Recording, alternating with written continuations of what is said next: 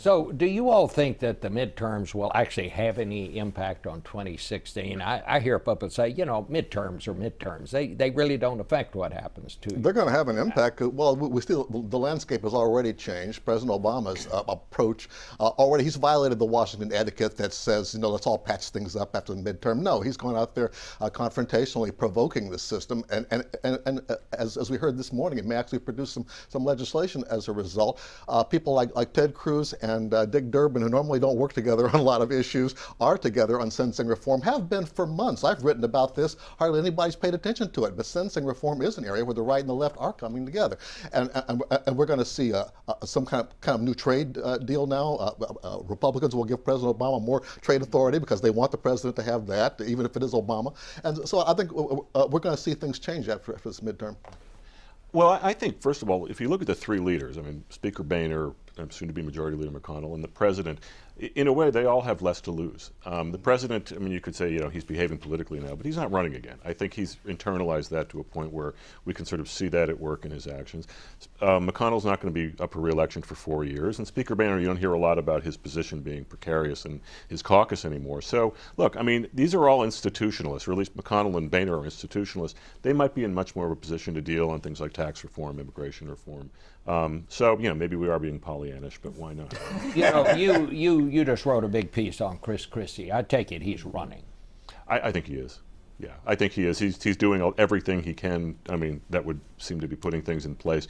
What he's not doing is talking about anything of any substance. I'm shocked that he has been completely silent on immigration reform, whereas Governor Kasich, Governor Bush, two people who he might run against, have been pretty vocal, especially in taking a more moderate position.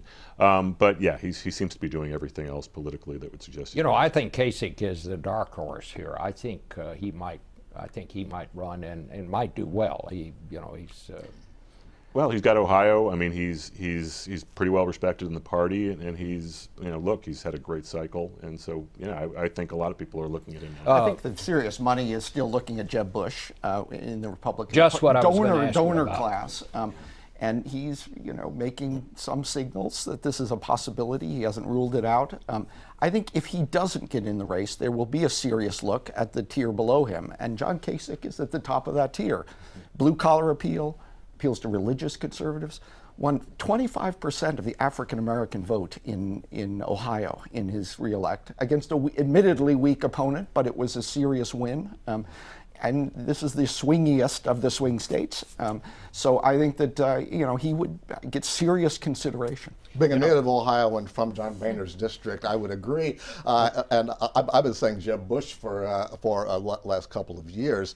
If Jeb does not run, then the rest have to scramble toward the top. But the Tea Party is still out there, and that's what gets in the way of John Kasich, Jeb Bush, and other moderates. I did not think Jeb Bush was going to run myself until I went down and talked to his brother, George W. Bush, and who he says, well, it's 50-50. But I just sensed that the family is now beginning to think he is going to run. Well, when I interviewed George W. Bush, as you did on his book, I said, it sounds like there's a family campaign to get him to run. And he said, yeah, I think there is. And I also wonder if the family would get out there as far as they have without thinking that Jeb Bush wants to be encouraged to get in this race. We need to talk a little bit about what's going on in Vienna. It sounds from Margaret Brennan's report this morning, David, there's not going to be an agreement. It does sound that way. 24 hours before a deadline, having covered labor negotiations, I'm always reluctant to say, that's it, it's over. You never know about the 11th hour, 59th minute. But right now, both sides do seem to be positioning themselves for an inability to reach a comprehensive agreement. And then the question is, will they seek to extend the bargaining agreement they have, perhaps pocketing the areas of agreement that have emerged over the last year and kind of setting those aside and saying, we've made enough progress in these areas that we're going to work on these areas where we're still fairly wide apart. I've been struck by the way in which the Iranians are trying to signal, this isn't our fault. We've been reasonable, as if they're getting ready for the day after and they don't want to be blamed. And we are talking, of course, about how to find a way to put limits and stop Iran from developing the components for a nuclear weapon. stretch the time that Iran would require to build a nuclear weapon. That's been President Obama's goal.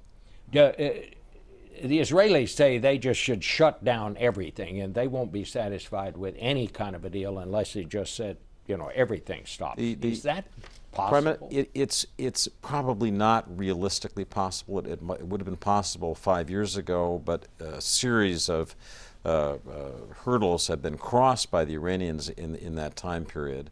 I think the danger, Bob, is that if an agreement is reached that allows Iran to enrich uranium and have this threshold capability, other nations in the region, starting with Saudi Arabia, will insist on the same thing. And then the nightmare of proliferation of nuclear technology in that whole region will accelerate. And that should scare everyone. Would the Israelis allow that to happen?